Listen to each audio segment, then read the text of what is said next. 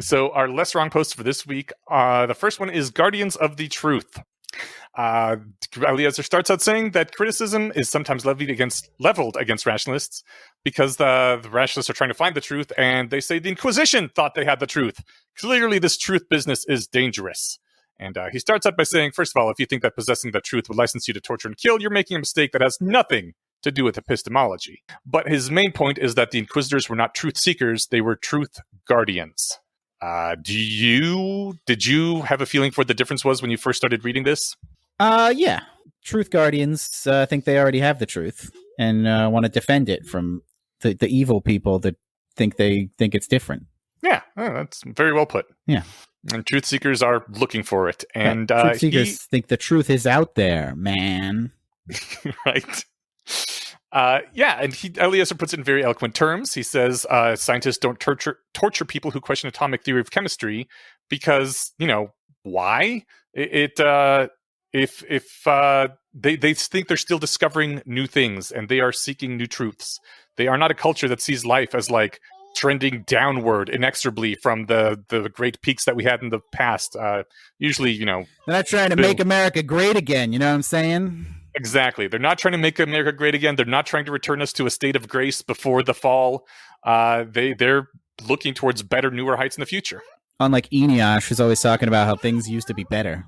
Okay, so objectively, the 90s were the best decade in the Yeah, so I took the point of this post. It's like, yeah, you should, you should be looking forward. Keep moving forward. All great. Yeah. But also, it's like, it comes really close to saying, like, liberals are good and conservatives are bad. I don't know. I don't think, does it? Well, he says if there's a way to pump against entropy and generate new true beliefs along with some waste heat, then that same pump can keep the truth alive without a secret police.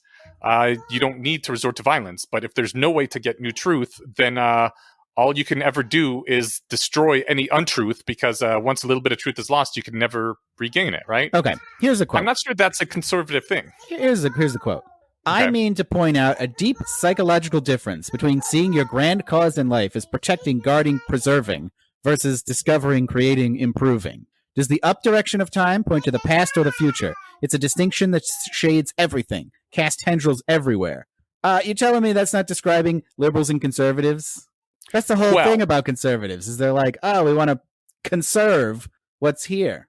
But I mean, liberals don't even call themselves liberals anymore. They call themselves progressives because they're trying to progress things. That's like the exact political distinction.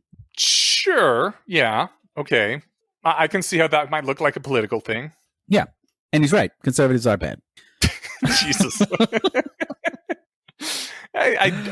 I don't think that's necessarily the case. I mean, there's a lot to be said for protecting and defending. Like, you couldn't go out there and seek new truths if there wasn't someone protecting stuff back at home, because and there's a whole rationalist thing about, shelling fences and whatnot. And having something to defend. It is also one of his major posts from the future, which we haven't gotten to yet, which is basically, if you everyone needs a reason in life, and that reason is having something to defend, to protect. And here he seems to be saying the exact opposite. Man. So I think that why all those HBMO chapters are named that? Yes. You never read the Something to Protect post? No, I did, but God, there's 1,000 of these things. I don't remember the title of every one. Oh, okay. Well. Yeah. It's certainly not, it's nuanced, I guess. I just, it struck me reading it that I was like, this sounds very political. This is basically saying, like, the red team is bad and the blue team is better, which I don't think was the intended message.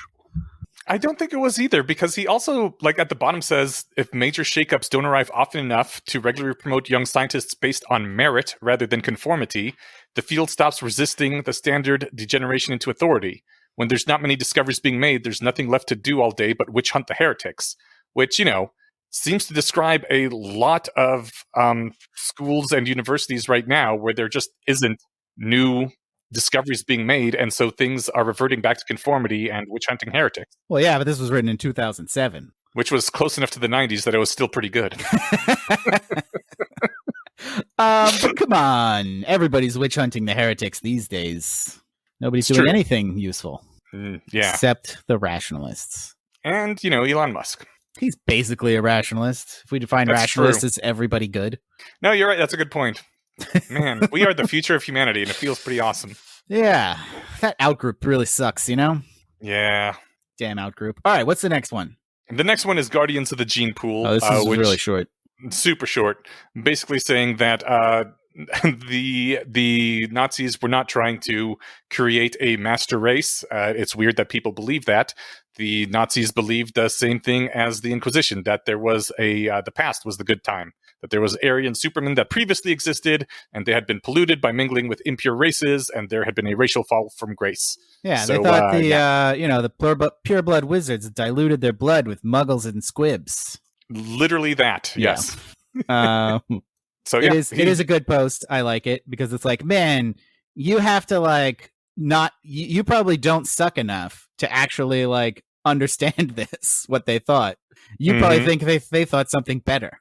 But they didn't. They actually thought that there used to be a master race and we somehow bred ourselves out of it. That would be terrible if true, but But also such a dumb idea. Yes, exactly.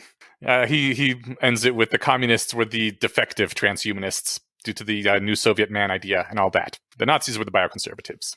All right, so we can. So eugenics isn't a Nazi thing anymore. So we can go back to talking about it. We've been talking about it in the rationalist sphere for a long time. It's a good thing. Yeah, and nobody else reads this. Oh well. How do you end the show? I end the show by saying two things. First of all, the next two LessWrong posts we read are going to be Guardians of Ayn Rand and the Litany against